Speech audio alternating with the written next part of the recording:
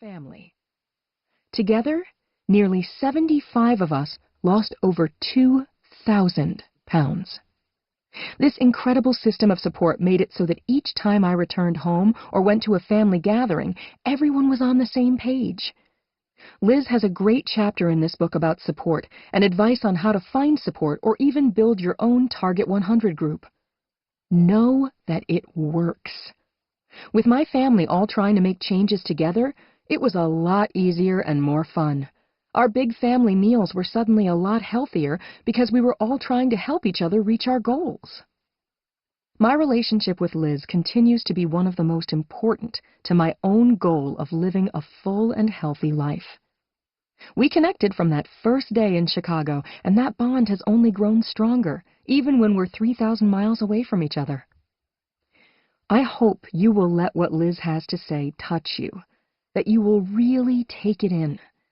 Rethink this journey, not as another diet, but a step-by-step life change that will transform so much more than just your weight. Her lessons come from a place of deep understanding, and she cares more than you will ever know. She cheered me on the entire way with loving kindness and helped me understand that getting weight off wasn't about being perfect, but instead about creating a program, a life that I could live with. I'm very lucky and I love what I do, but my life has some challenges. I might have to fly across the globe at the drop of a hat, managing time changes, jet lag, and not knowing where or how to get a healthy meal in a new town or country. I'm always in front of people and everyone notices my weight.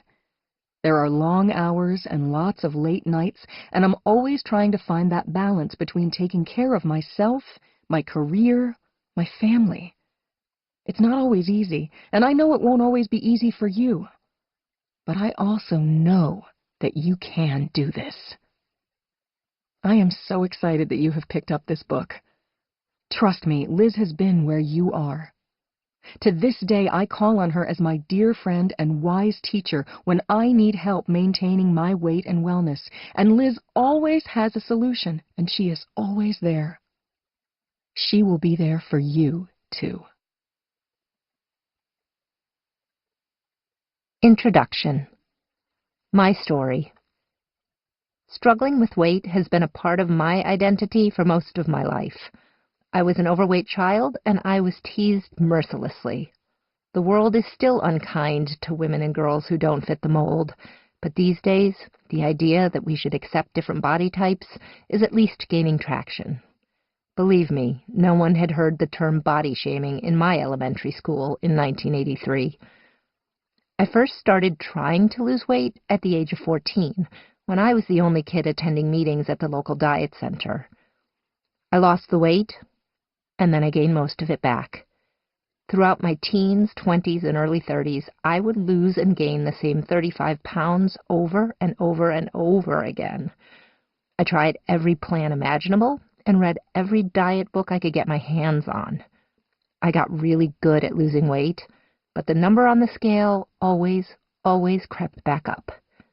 Unfortunately for me, that number was crucially important to my professional life. As a Broadway actress and singer, I knew that extra pounds could make the difference between landing or losing a part. My body was constantly under intense, open scrutiny.